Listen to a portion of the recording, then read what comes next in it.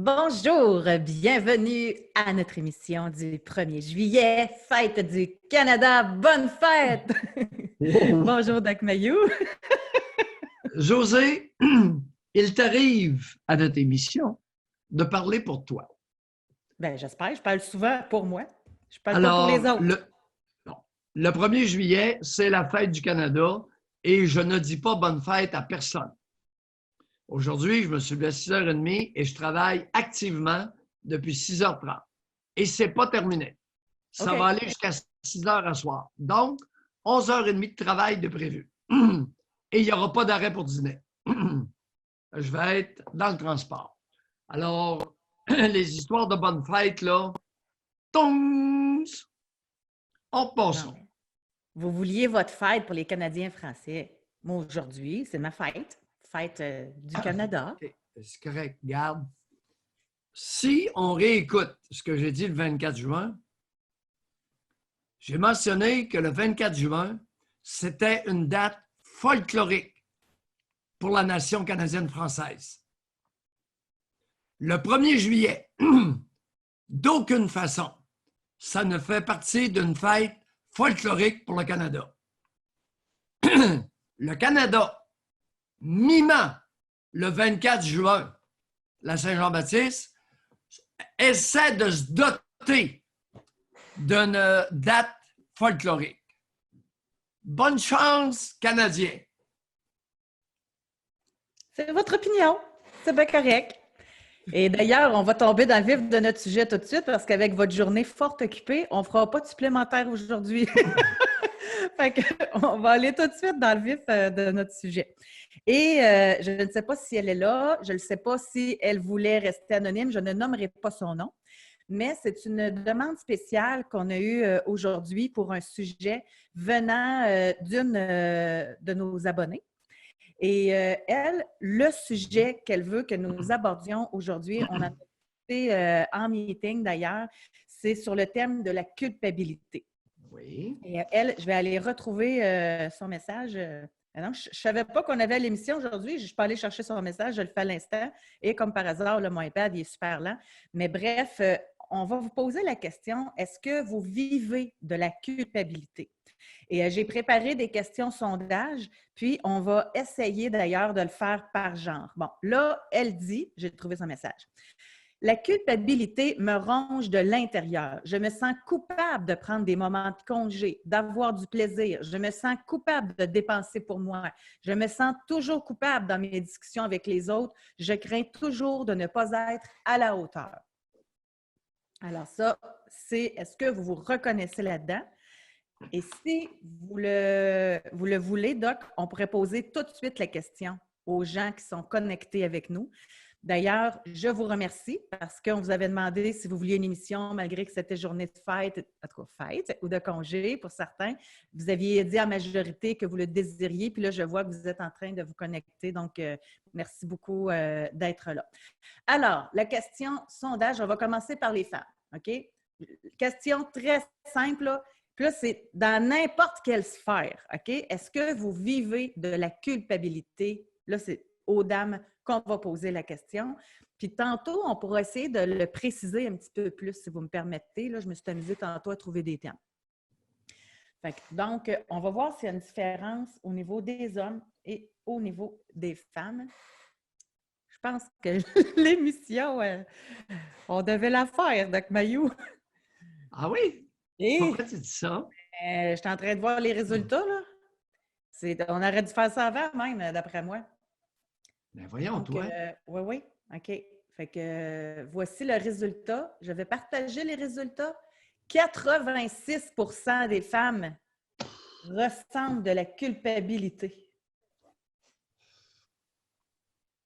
Ben voyons, José, c'est quoi cette affaire-là? Mesdames, vous allez nous jaser de ça, là. Oui, oui, il On va faut, tout, là. on va éclaircir. Hey! On va regarder du côté, tu sais, un matin en meeting, vous disiez, est-ce que la culpabilité, elle a un genre? On va le savoir assez vite. Messieurs, vivez-vous de la culpabilité? Alors là, c'est le temps de répondre à notre question. On va voir si c'est biaisé. Anne-Marie a dit sa presse de nous aider. Non. Oui. Alors, on va voir ce que ça donne comme résultat. Je vais vous laisser le temps de répondre encore. Mais c'est totalement différent. Ben voyons. Ah oui, c'est totalement différent. Tu sais, OK. on m'a beaucoup accusé d'être sexiste avec mon... Ah, ben Ouais. tabarnouche! Ah ouais. 65 des hommes ne ressentent pas de culpabilité et 86 des femmes ressentent de la culpabilité. José, tu sais, c'est pas facile de distinguer entre un préjugé, entre le sexisme et la réalité, surtout lorsque elle n'a pas été quantifiée. Non, les psychologues ne font pas d'études scientifiques pour cerner le problème de la culpabilité. C'est plate, hein?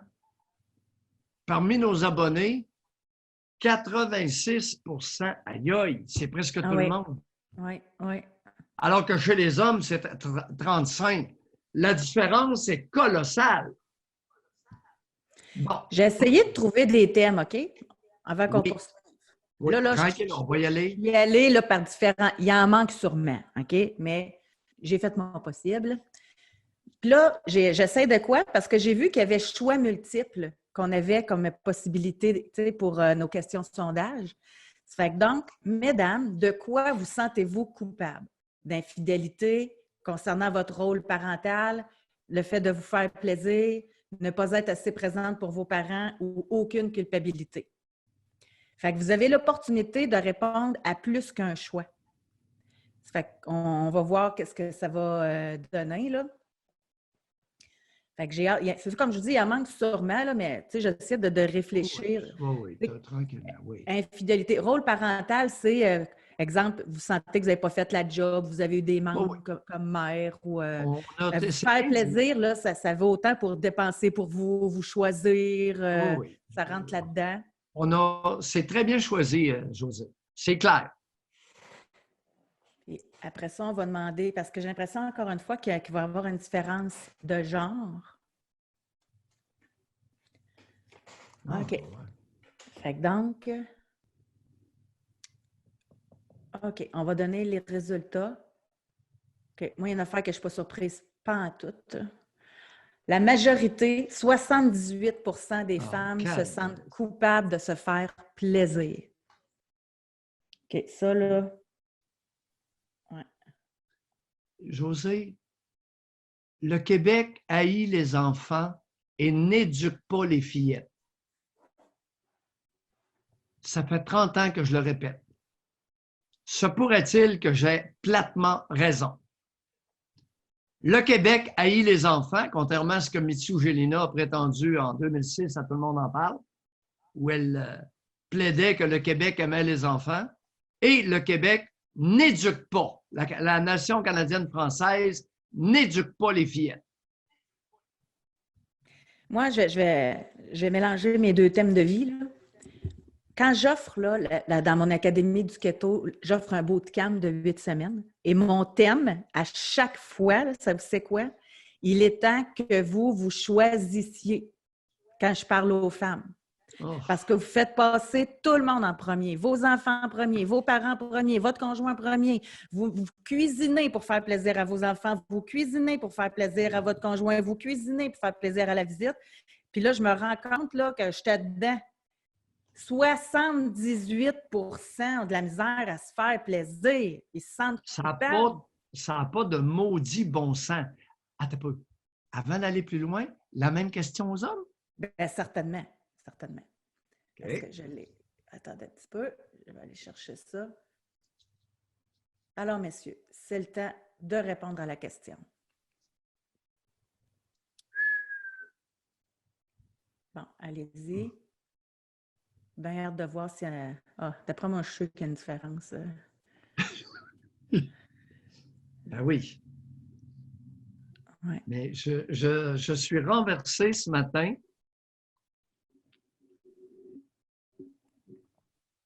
Pendant que les hommes répondent, Lucie a dit, quand tu dis ça, José, les larmes montent aux yeux.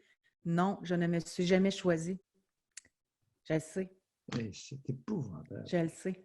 C'est épouvantable. C'est une catastrophe collective. Puis j'ai hâte, on va en parler, là. Mais Lucie, là, vous n'êtes vraiment pas tout seul, là. 78% des femmes ont dit ça, là. Aïe, aïe, ça se répercute partout, au travail, dans la famille, dans la vie sexuelle. Imaginez les conséquences. Ouais. Bon, on va regarder du côté des hommes. Garde Bon, là, bien le mythe qu'on va mais en défendre. même temps, ça va un peu ensemble, aucune culpabilité, là, parce qu'il y avait seulement 35% des hommes qui se sentaient coupables de quelque chose. Là. Bon. Oui. Alors, chez les hommes, c'est très, très partagé les raisons. C'est un rôle parental à 17%, de vous faire plaisir à 17%, pas assez présent pour les parents, 9%, et 3%, c'est de l'infidélité. bon. C'est négligeable. Alors, je viens de voir apparaître une phrase à l'écran. Toutes les personnes qui croient que c'est dû à l'influence judéo-chrétienne, enlevez-vous ça de d'entre les deux oreilles, suite à notre sondage convaincant. Sur un petit groupe, vous allez me dire, mais tout de même représentatif. Si l'influence judéo-chrétienne nous avait fourré la culpabilité dans la tête, il y en aurait autant chez les hommes que chez les femmes. Fait que, oubliez ça. Mais il joue là-dessus parce que, si je peux me permettre, là, vous m'aviez donné un petit devoir en meeting de regarder si ça avait été fait des études genrées sur la culpabilité. J'en ai pas trouvé. Il y en a pas. Par contre, chaque fois que je faisais culpabilité, sentiment de culpabilité, études, etc., je tombais tout le temps sur des sites chrétiens. Fait qu'il joue beaucoup sur cette carte-là. Oui. Ben oui. Mais l'incidence n'a pas été si forte puisque, comme vous dites, si c'était le cas, les hommes se sentiraient autant coupables que les femmes. Comment ça? À moins que l'influence judéo-chrétienne fonctionne pour les femmes, ne fonctionne pas pour les hommes. Oh! Maillot a déjà dit que la religion et le mariage, c'était une affaire de femmes. Moi, il est sexiste, le maudit, je te le dis. Tu peux bien rire. Aïe, aïe, aïe. Ce qui est très intéressant, c'est que la dame qui nous a écrit, qui voulait le sujet, elle est avec nous. Donc, Mireille, bonjour. Bonjour. Vous êtes bien la Mireille qui nous avait écrit? Oui, oui, puis c'est ça, c'est moi qui ai écrit hier, qui ai appelé hier. Okay, excellent. On continue. Oui, j'en profite pendant que je suis en vacances. Donc, c'est ça, j'appelle. Je trouve que c'était vraiment important pour moi de parler de culpabilité parce que, comme mon message l'indiquait, c'est vraiment un sentiment que j'ai constamment. Puis, un peu comme les autres femmes, là, que je voyais ça dans les résultats du sondage, les femmes se sentent coupables d'avoir du plaisir ou peu importe. Donc, je sais pas. Puis j'essaie de m'interroger à savoir d'où est-ce que ça part. Je me disais peut-être que c'était lié aussi à la religion parce que j'ai eu une éducation religieuse jusqu'à un certain point. Puis j'ai été religieuse pendant comme mon enfance, mon adolescence. Puis pour moi, c'était très important. Donc, peut-être c'est une drôle de question, Mireille, là, mais étiez-vous dans un genre de secte? Étiez-vous... Non, pas du tout. C'est juste que quand j'avais 10 ans, j'ai été, comme plusieurs personnes dans ma génération, j'étais inscrite à des cours de religion catholique pour pouvoir faire ma première communion, etc. Mes parents m'avaient inscrit à ça pour que je puisse... Non. On genre le parent.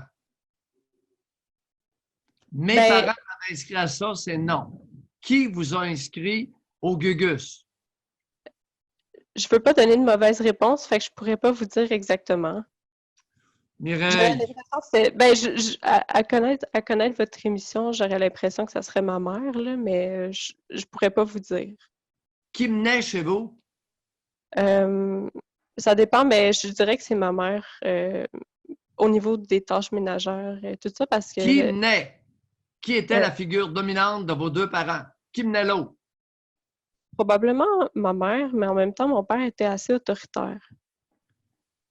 Autoritaire avec qui? Avec la bonne femme ou avec vous? Avec moi, mais aussi avec ma sœur et avec ma mère.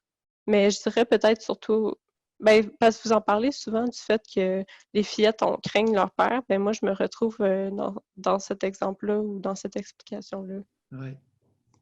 Qui vous a inscrit à ce maudit cours de religion-là?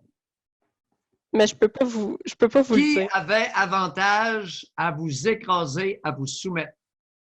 Ce matin, vous allez travailler, là. C'est la deuxième journée, là. On va s'enlever les doigts dans le nez. Mais c'est ça, je veux être prudente, donc je ne peux pas nécessairement dire Non, que non, c'était non, laissez faire la prudence, là. C'est pas à bonne place. Doc, Bon, il a une ok, grosse journée, là. Il est pressé, là. On va Ouais, direct au but, là. bon, ok, mettons que c'était ma mère, là. Mettons que c'était ma mère. Pourquoi? Quel avantage avait-elle à vous écraser, à vous soumettre? Euh, Ben elle, je pense qu'elle est comme croyante jusqu'à un certain point, là.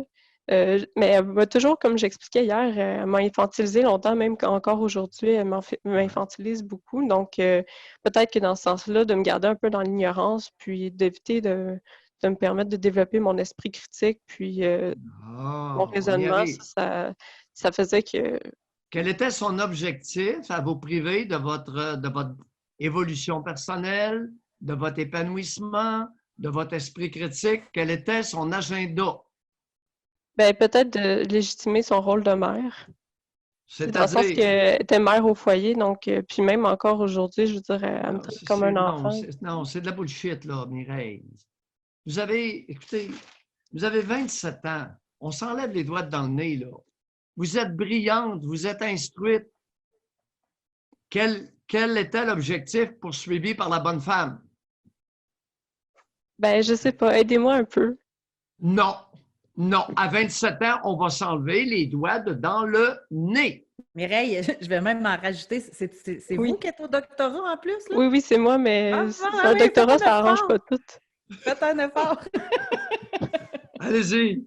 L'histoire d'enrober des excréments avec du papier de Noël, c'est terminé. D'accord? Des excréments dans du papier de Noël, c'est pas un cadeau. C'est des excréments enrobés. Mais je Alors, la comprends. bonne femme, quel était son agenda à vous inscrire dans son gugus religieux? Hum, Ben, moi, la raison qu'elle m'avait donnée, c'était vraiment pour me permettre de me marier religieusement plus tard, là. Mireille, Puis, ben, je sais qu'il doit y avoir une raison cachée derrière ça, mais je pourrais pas vous dire c'est quoi. on va en trouver, hein? Oui, Peut-être pas ce matin, mais on va la chercher et on va d'accord, la trouver. d'accord. Je vais y réfléchir. Correct. As-tu d'autres questions, José? Moi, ça me va. Bonne réflexion, Mireille. Merci. Bonne Bye journée. bye. Levez la main. Regarde, là, il y a une chose, là. Ce que vous avez entre les deux oreilles, ça s'appelle un cerveau. Et lorsque vous devenez adulte, il est impérieux que ça paraisse que vous avez un cerveau entre les deux oreilles et non pas un petit poids, particulièrement si vous êtes doté d'un gros QI. Bon, je vais quand même me porter à la défense. Vous, dans votre bureau, vous voyez ça à longueur de la journée, là. Tu sais, des gens qui font de l'introspection. Mais pour plusieurs, là, puis je passais par là, moi aussi, là, c'est pas facile de regarder nos parents, notre mère, notre père tels qu'ils sont. Puis c'est pas facile quand on, exemple, là, il y en a tellement qui se sont fait dire « T'es chanceux d'avoir des parents comme nous autres, regarde le voisin, Puis là, un moment donné, tout d'un coup, tu arrives à l'âge adulte, tu écoutes l'émission, puis tu dis « Hey, finalement, un exemple, mes parents n'étaient pas super, là, mon père, ma mère. » Tu sais, c'est... Fait que l'exercice semble facile peut-être pour certains, mais pour d'autres, je peux comprendre que ce soit plus difficile, puis ça prenne plus qu'une émission là, pour voir la vie telle qu'elle est, là, notre réalité telle qu'elle est. Et moi, j'aimerais ça, Francis, d'ailleurs, je pense qu'il y en a plusieurs qui vont se reconnaître parce que Francis, il dit, moi, j'ai été domptée à me sentir coupable de ne pas être assez présent pour mes parents depuis l'âge de 4 ans. Parce que des parents qui culpabilisent les enfants, puis ils partent jeunes, là. Fait que ça, là, ça doit être évidemment très difficile aussi de sortir de ça, là. Bon. Tu sais, t'appelles pas ton père, t'appelles pas ta mère. Ben là, comment ça, t'étais-tu occupé? Ben là, tu t'occupes pas de nous autres. Ben là, tu prends pas de nos nouvelles. Ça en est de la culpabilité, ça. Ben, ils les partent jeunes. Tu as fait allusion à l'âge de 4 ans. Oui. Mireille a été partie très jeune. Intimidée par le bonhomme, manipulée par la bonne femme. Puis habilement, il y a des parents brillants. Ce pas tous des maillets, là. Jeunes, on parle de 3 ans, on parle de 4 ans. Avec les fillettes, ce qui fonctionne beaucoup et moins avec les garçons, tu as fait de la peine à maman. Tu as fait de la peine au petit Jésus. Après tout ce qu'on fait pour toi, c'est comme ça que tu nous remercies. Et là, je parle de tout petit, là, de 3, 4, 5 ans.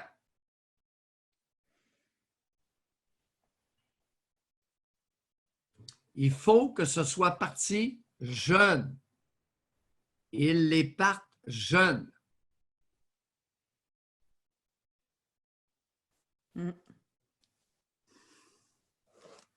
Ici, on a un homme qui nous a écrit. Il dit, moi, c'est la culpabilité au niveau du sexe, masturbation et rapport sexuel dû à mon éducation. C'est-à-dire, expliquez-vous, cher ami, vous n'avez rien dit. Vous pouvez lever la main. On va aller vous parler. Oui. Puis, je m'attends sincèrement à ce qu'on ait un record d'appel. Parce que 78 des femmes, c'était bien ça? Non, non, non. Coupable de se faire plaisir, 78 des femmes? Oui, uniquement 78 ça, c'était uniquement la culpabilité dans la tentative de se faire plaisir. C'est ça. 86 des femmes ont reconnu vivre de la culpabilité. C'est immense. Autrement dit, c'est plus que la majorité, c'est presque la totalité. Dans notre culture canadienne-française, il y a un problème majeur. Et mesdames, il est impérieux que vous vous mettiez à la tâche pour le trouver. Il y va de la génération et des générations à venir. Puis, tu sais, comme Annie a dit, oh boy, oui, comme regarde comme il pleut, t'as fait de la peine au petit Jésus. Elle dit, tous les jours quand il pleut, je suis toujours triste, même rendu à 40 ans. 40 ans, la bonne femme était encore dans l'histoire du petit Jésus et de la Sainte Vierge. J'en reviens pas. Elle a jusqu'à 40 ans. J'en ai 71. Avec les fillettes, la culpabilisation fonctionne, tu n'as même pas idée. Alors, celles qui nous écoutent, qui avaient des fillettes, appelez-nous aussi. Qu'est-ce que vous faites avec elles? Pour les dominer, les soumettre, les assujettir? N'est-il pas exact que la majorité d'entre vous utilisez la culpabilisation de la petite? Et là, il y a les pères nouvelle vague, là, ils ont appris ça, eux autres aussi, que ça fonctionnait. La grosse voix, puis la culpabilisation. Ouais. Donc, on a Jean-François qui est en ligne avec nous. Bonjour, Jean-François. Oui, bonjour. Jean-François. Moi, c'est juste un petit commentaire. C'est moi qui ai appelé la semaine passée concernant l'agression sexuelle. Juste pour vous dire que quand je vais manger des fois dans les restaurants, je vois beaucoup de générations qui font cette culpabilité-là envers leurs enfants quand ils ne mangent pas tout leur repas, ou soit qu'ils font quelque chose qu'ils ont fait de désagréable. Il dit, j'avais entendu une mère à son enfant dire tu vois là, tout ce que j'ai fait pour toi aujourd'hui, je t'ai acheté des objets, des cadeaux, tout ça, puis tu me remercies comme ça. Et ça me dépasse. Comment qu'on peut utiliser comment je veux dire ça? On peut utiliser la culpabilité des enfants pour les rendre, puis ça me donne l'impression que ça se répète de génération en génération. Puis ils étaient jeunes, ces couples-là. Là. C'était une couple de vingtaine d'années qui avaient des jeunes enfants. Là.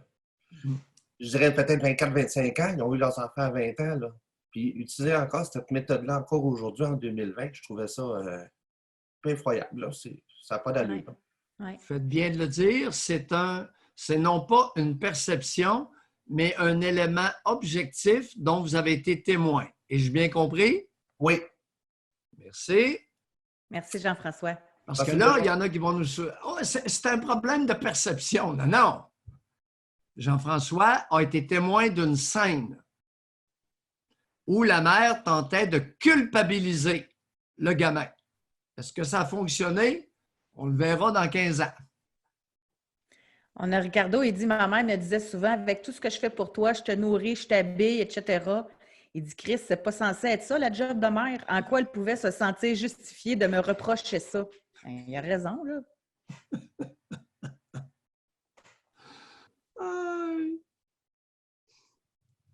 Les méthodes éducatives canadiennes-françaises sont à remettre en question pour plusieurs et on va en remettre en question. T'allais dire? Bien, c'est parce que j'ai un préjugé là, en tête, mais Oui. c'est que 86 des femmes vivent la culpabilité, mais en même temps, j'ai un préjugé que c'est les femmes qui culpabilisent le plus leurs enfants. Fait que fait que ça se passe, tu le vis, tu leur transmets. Oui. Fait que ça doit être difficile d'arrêter ça, là. Transmission culturelle de génération en génération. D'où l'importance d'en parler pour arrêter cette transmission d'une génération à l'autre. Isabelle, vous êtes la bienvenue. Oui. Isabelle, vous êtes la bienvenue. Moi, je parlais avec du monde, là. Donc, parce qu'Isabelle, elle a dit, vous pouvez en parler d'ailleurs de la culpabilisation que vous avez reçue là, de la part de votre mère là, ou de votre père. Ma mère me reprochait de me nourrir et de m'habiller. Un autre. Franchement, c'était son rôle. Elle me répétait, aucune mère ne mérite d'avoir une fille comme moi. Merci Isabelle de le dire, d'oser le dire, d'oser critiquer une femme qui n'a pas été à la hauteur de son rôle. N'est-ce pas bien dit? Tout à fait. Rien à La redire. tempérance du propos à l'occasion a meilleur goût. C'est dit doucement, mais le message est quand même triste. Percutant. Exactement. Alors, mesdames qui êtes mères, c'est terminé. Le sauf-conduit dont vous avez joui trop longtemps avec la protection de l'Église catholique. Ici, on a femme 32, là. Oui. C'est tout âge, hein? Tu sais, si on regarde, là. Je me sens coupable d'avoir des loisirs. Je ne peux me permettre plusieurs heures de loisirs et je choisis mes loisirs en conséquence de me sentir efficace. Faire de la couture pour les enfants, entretenir les plates-bandes de fleurs, cuisiner des purées de bébés, lire des livres pour améliorer mes connaissances au travail.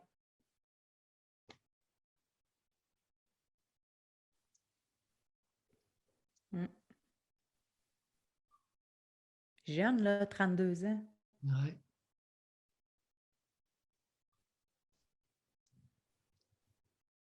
On en a une qui nous a écrit, Annie, elle dit « Merci.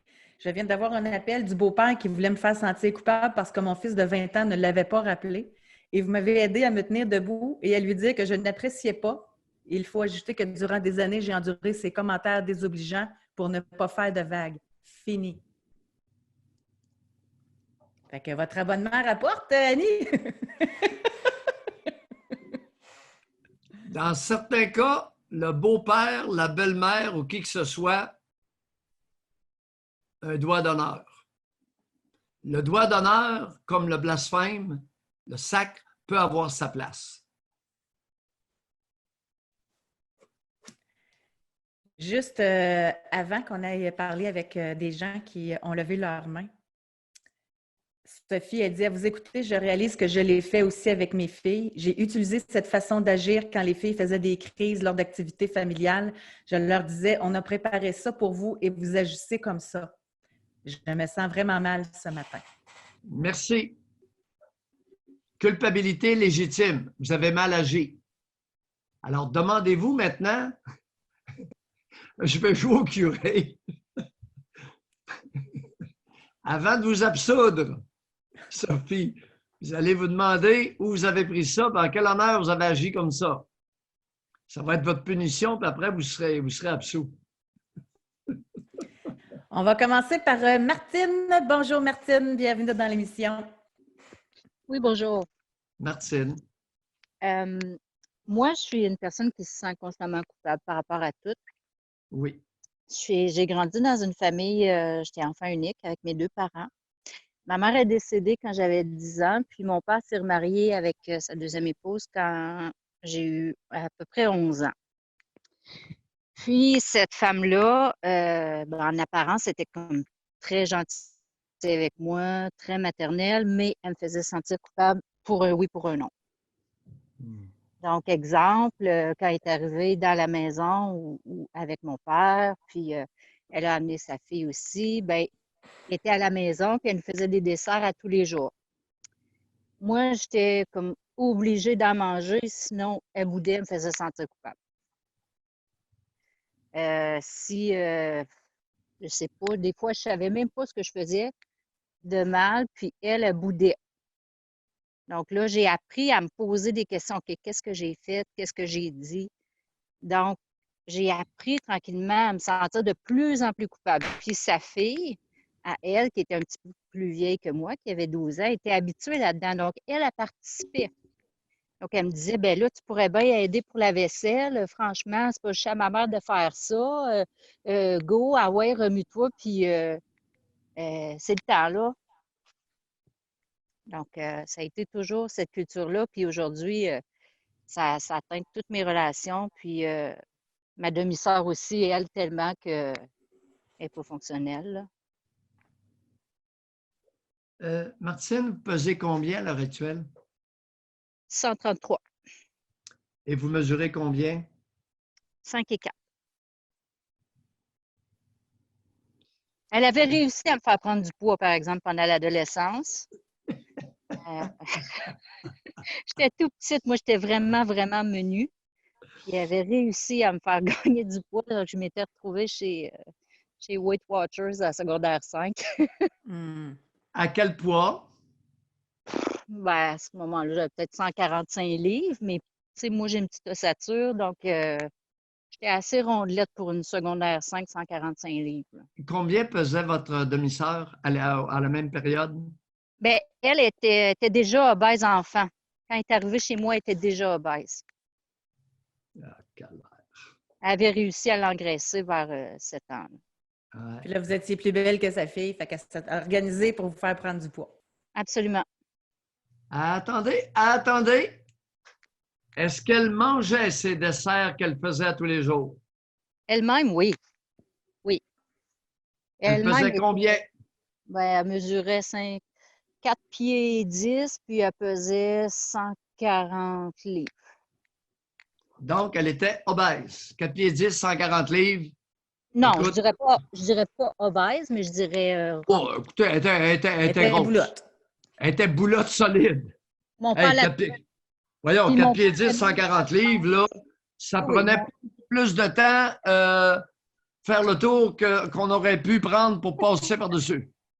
Oui, puis mon père aimait les femmes minces, puis elle savait que ma mère qui était décédée était une femme plus mince qu'elle, donc bon.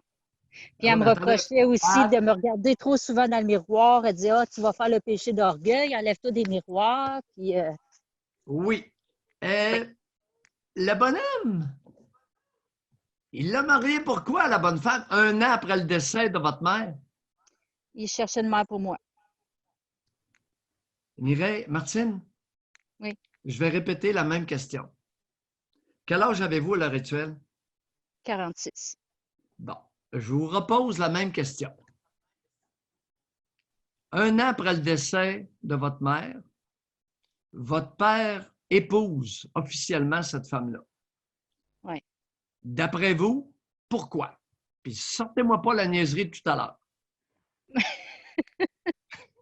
OK, ben il y avait ça, mais il y avait aussi le fait que, bon, elle était bonne cuisinière, puis elle pouvait s'occuper de la maison. Puis lui, il travaillait dans le bois, donc il n'était pas habitué de travailler à l'intérieur de la maison, faire les repas, tout ça. Donc, il avait besoin d'une ménagère, puis il avait Il avait besoin d'une femme pour se faire torcher. Puis la petite grosse était bonne pour torcher? Oui. Eh, bateau. Oui, elle était bonne. Ainsi va la vie. Écoutez, votre père était. C'est une motivation. Il n'y a pas seulement C'est votre elle père qui a fait aussi, ça, hein? c'est elle aussi, je vous avais écrit l'autre jour, elle me faisait des confidences au niveau sexuel. À Donc, l'effet que. elle me disait, ben toi, ton père, une fois par semaine, tu sais, il n'est pas très chaud au lit, là, une fois par semaine, c'est bien assez pour lui. La petite grosse était ardente en plus. Ouais. Ouais. On pense toujours que tous les hommes sont des étalons. Mhm. C'est la petite grosse qui est ardente. C'était pas le bonhomme. Oui, mais c'est Mais peut-être. je Lui était pense que peut-être c'était ardent, pas mais il y comme avait. ça quand il était avec ma mère. Ben, c'est Je ça. pense Il y avait qu'il est peut-être juste pas devenu de comme ça désir. avec sa deuxième épouse. Ah, attendez. Alors, reprenez-nous ça tranquillement. Ben, de ce que j'ai entendu de mes tantes puis tout ça, c'est que mon père était très ardent avec ma mère, avec sa première épouse, mais pas avec la deuxième. Voyez-vous, vous êtes en train de nous dire que son besoin de se faire torcher était de loin supérieur à la satisfaction de sa libido. C'est ça que vous nous dites?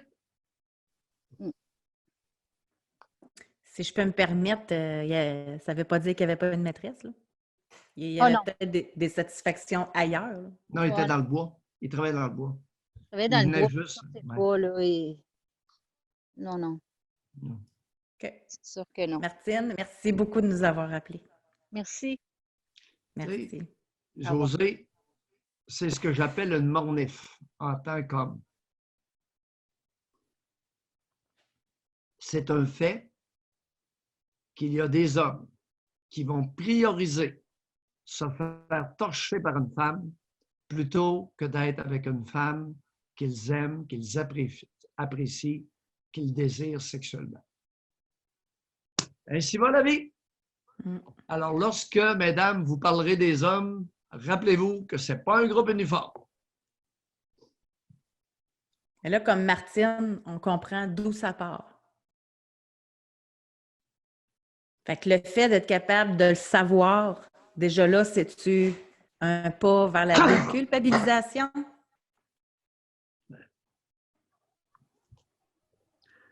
C'est toute qu'une démarche. Ce n'est que le début. Parce que là, sa conception de l'homme, ça va être quoi? Des mitaines? Qui cherchent à se faire torcher?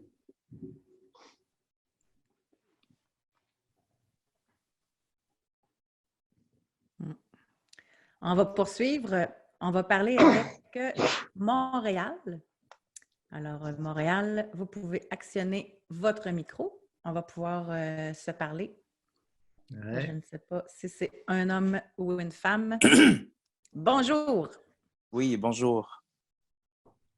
Oui. Est-ce que vous m'entendez bien? Oui, Très très bien. bien, merci. Excellent. En fait, moi, j'ai grandi dans une famille de 5 enfants. Oui. Nous étions 4 garçons de filles. Ma mère était famille d'accueil et nous avons été éduqués dans un cadre religieux excessivement strict, religion catholique. Donc, nous, c'était la messe à tous les dimanches, le chapelet à tous les jours. C'était. Attendez un instant. Quel âge avez-vous, cher ami? J'ai 33 ans. Hein, 33 ans? Oui. Mais je repose ma question. C'était-tu sectaire? C'était-tu une secte? Non, ou c'était- non. C'était l'Église catholique romaine. C'était. Hey, ça fait pas Comment? longtemps. Non, je sais. Dans quel trou du Québec? Banlieue de Montréal, Châteauguay, sur le bord de l'eau. Cher Et ami, la la nature culpabilité. humaine. Oui, allez-y. En fait, la culpabilité, Oui. ça part de là parce que on était 4 garçons, on n'était pas des petits anges, les 4 gars. Donc, on allait, maman, tout gravitait autour là, des trucs religieux. On allait même faire les activités avec les religieuses, puis on se faisait tout le temps mettre dehors. On était trop tannants. Ouais. Puis moi, j'étais un hyperactif avec un TDAH, fait qu'on se faisait souvent, même quand on allait à l'église, on se faisait chicaner après parce que c'était plate, là, à l'oratoire, là, on s'endormait ou on jouait à tag dans les bancs. Tu sais. Donc, ça a été quand même assez... ce cadre religieux-là, tu sais, c'est comme... C'était heavy, le moment, c'était manichéiste, c'était tout le mal. Tu sais, Walt Disney, là, c'était pas bon. On n'avait pas de TV à la maison. Il fallait écouter des films bibliques ou des choses de Dieu. Tout était vraiment... Qui menait le show à la maison? Ma mère. Bon. Ma mère. C'est très matriarcal, là, notre... Bon, merci. Et votre géniteur, lui, faisait quoi dans le décor? Mon père avait un emploi au gouvernement. Il était haut placé au gouvernement, donc il travaillait. Il venait juste le soir, puis c'était tellement une grosse besogne. C'est plus ma mère là, qui prenait le lead, puis les choses comme ça. Oui, mais il était comment lorsqu'il était là chaque soir? Ben, écoute, je me rappelle, mon père, il arrivait souvent fatigué, puis en fait, mon père voulait avoir 1 ou 2 enfants. Puis, on était 5 avec 3 personnes handicapées, donc c'était comme... il suivait, il arrivait, il aidait, il n'y avait pas vraiment d'amis. C'était quasiment un cadre, c'était quasiment une petite business chez nous, là. Donc, c'est vraiment ma mère qui gérait tout. C'est quoi ça? Une petite business? Ben, on était beaucoup, là. On était 5, 6, 7, 8, 9, 10 dans la maison. 5 enfants plus 3 personnes handicapées, c'est quand même assez... Handicapé de quoi? Physique et mentale. C'est-à-dire? Épilepsie. Bon, écoutez, il y avait l'âge à peu près moyen de... C'était des jeunes adultes. Il y en a un, moine qui était autiste, il avait 30 ans, très profond.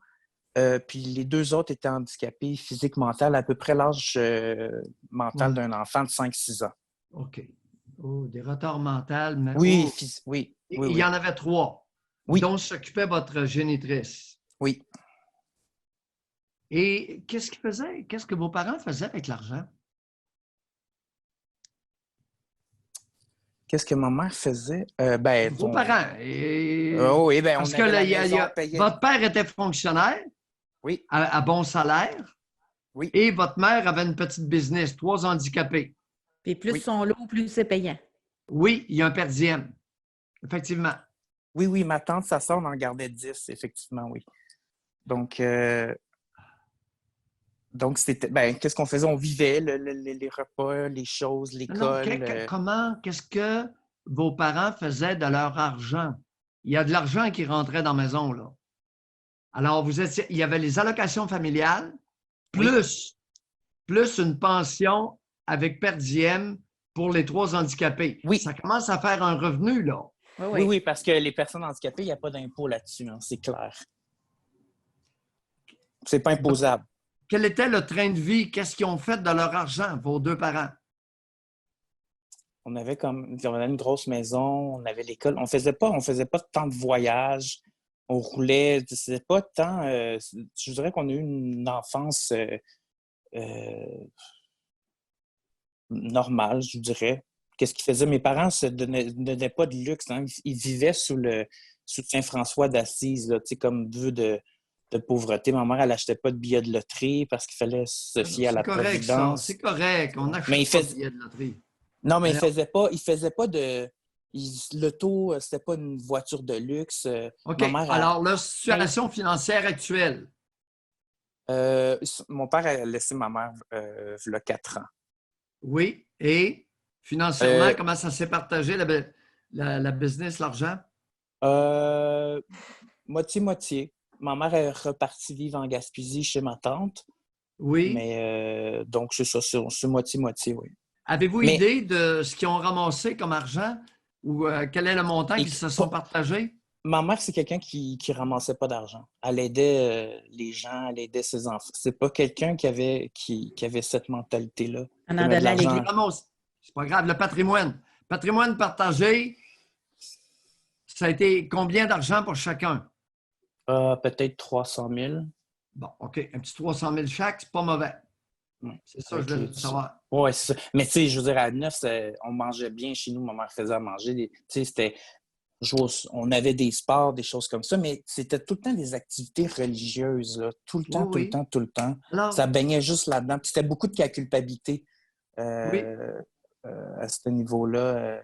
Mettons... Et quel était l'impact sur vous de ce profond isolement social provoqué par votre mère? Moi, j'étais le plus proche de ma mère. C'est moi qui aidais le plus. En fait, j'étais un peu j'ai pris la place du père. Non, écoutez, j'ai pris la place du père. Êtes-vous hétéro ou homo? Homo, oui. Ah, fait que j'avais pas pris la place de votre père, là. Oubliez ça. Je veux dire, j'aidais dans la maison. C'est moi qui faisais... Oui, vous étiez Le petit serviable. mari, là. Le petit mari. Oui, c'était ça que je veux vous dire. étiez serviable. Oui, mais ma mère, elle faisait tout avec moi. C'est moi qui allait l'aider à faire les choses, à gérer les Oui, affaires mais dans dans ce le sens-là. bain, Je donnais les... l'intimité physique entre votre mère et vous? Non, les non, becs non, sur non. la bouche, Non. le bain. Seigneur, chez nous. Non, non, non. Hey, c'était vraiment... ma mère, elle avait... Tu sais, on ne pouvait pas se promener en chandail. On a eu une répression sexuelle. Tu sais, ma mère disait que des fellations, c'était bestial. Moindrement qu'il y avait des choses à la télévision, c'était... Hey, cher ami, l'avez-vous cru que la fellation, c'était bestial? J'étais dans un... Elle m'a envoyé dans un centre Agapé Thérapie à Kakuna. Ça existe encore. Pour faire une agapé-thérapie de 4 jours pour en soi guérir là, les blessures dues à l'homosexualité. Oui. C'est ça, non, c'est ça, Rivière-du-Loup. Vous avez 33 ans. Est-ce que vous 33 considérez qu'une fellation, c'est bestial? En pratiquez-vous des fellations? Non, mais je vous dirais que ma répression sexuelle, à cause de ça, c'était mon anxiété, c'est dû à ça. Beaucoup. Regardez. Oui. Est-ce que vous avez déjà fait une fellation à un homme? Oui.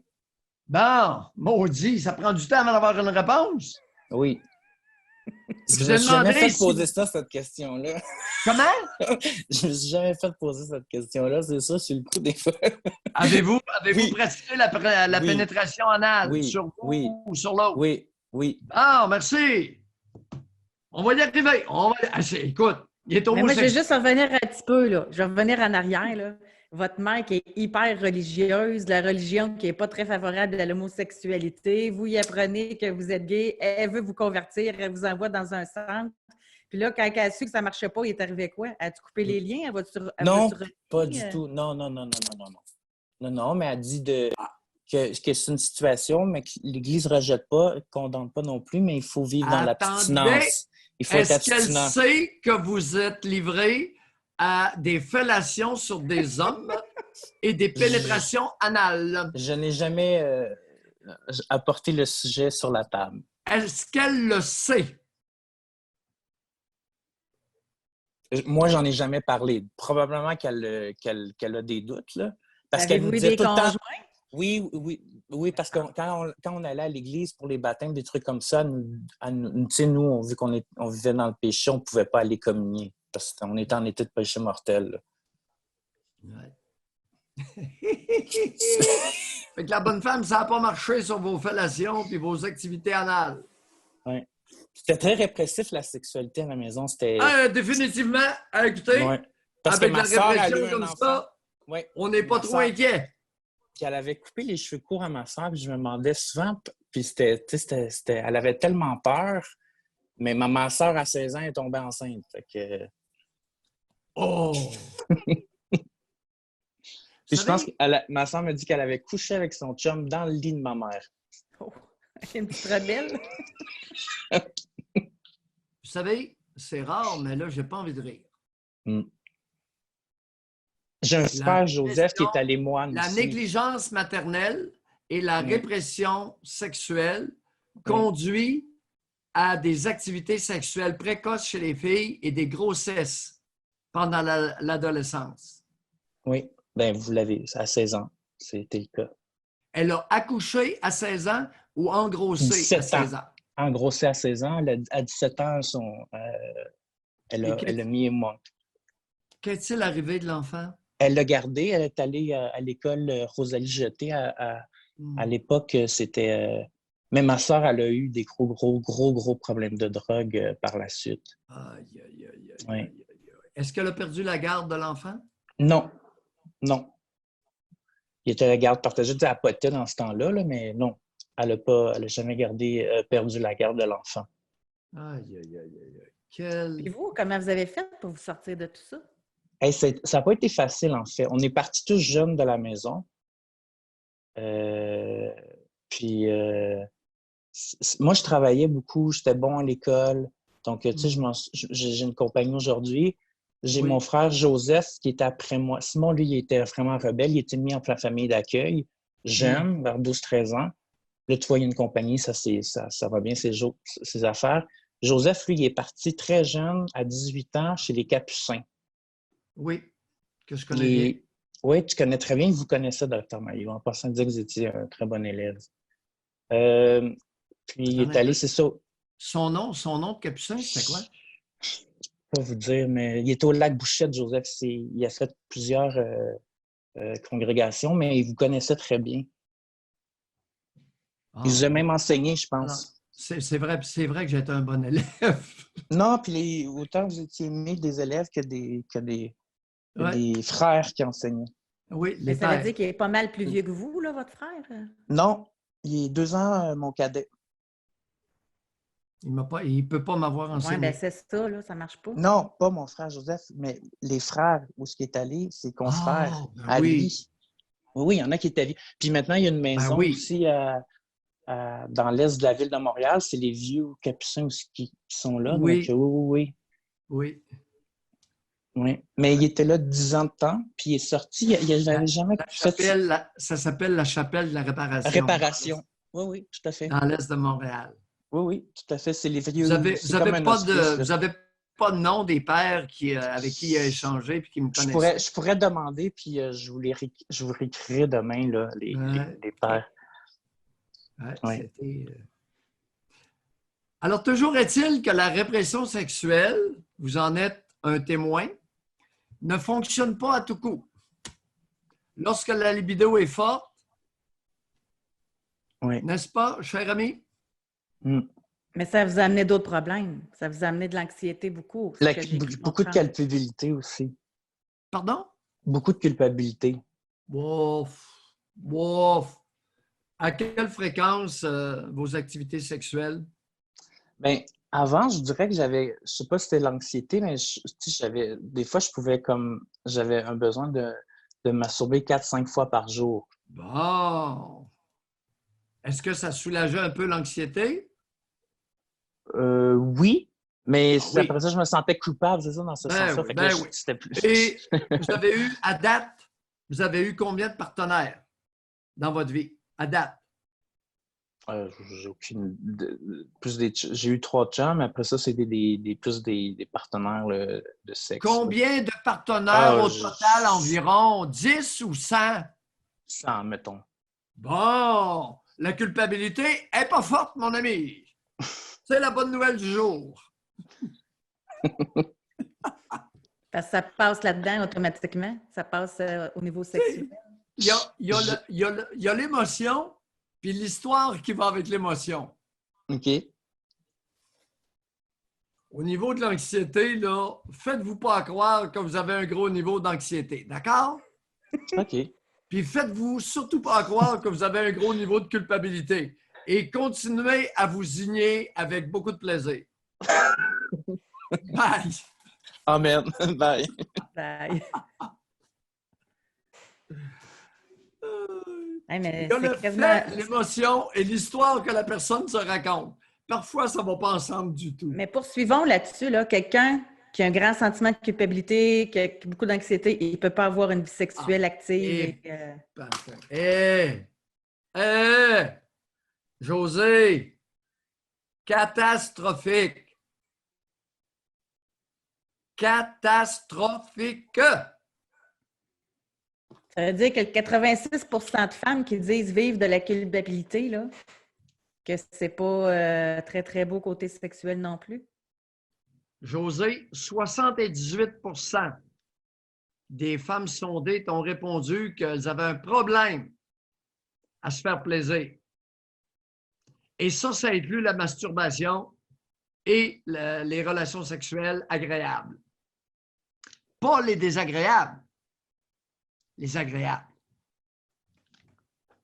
78%, messieurs, lorsque vous rencontrez une femme qui est agréable sur le plan sexuel, vous auriez avantage à en prendre soin. Beaucoup soin. Parce que c'est rare. C'est ça que vous voulez dire? Qu'est-ce que tu veux? Ton sondage qui le dit. 78% de nos abonnés ont de la difficulté à se faire plaisir. Ça va être plutôt mince comme sexualité satisfaisante et épanouissante. Demain, on est déjà rendu à jeudi demain. Demain, ça va être notre sujet libre. Mais on pourrait partir de là. Avez-vous de la difficulté à vous faire plaisir sexuellement? Parce que là, on a des données objectives, là. On n'est plus dans le préjugé. C'est dans mon calepin. Fait qu'on pourrait repartir de là, mais ça va être sujet libre, évidemment. Vous allez pouvoir lever votre main, nous parler de ce que vous voulez, là, mais ça nous ferait une belle piste de départ.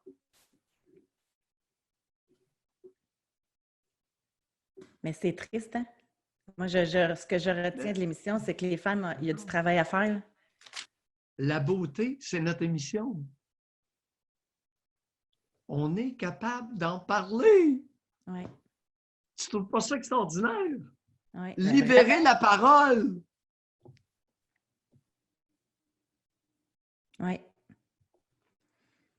C'est ce qui la complète. Merci, Sophie. Elle dit que c'était une bonne émission. Merci beaucoup. Moi, je le dis tout le temps, c'est un travail d'équipe. Vous levez la main, vous participez. C'est ça qui fait toute la différence. Merci à notre ami de Montréal. Vous savez, le fait d'être candide permet des échanges uniques. Oui. Alors, bonne fête du Canada! À demain tout le monde!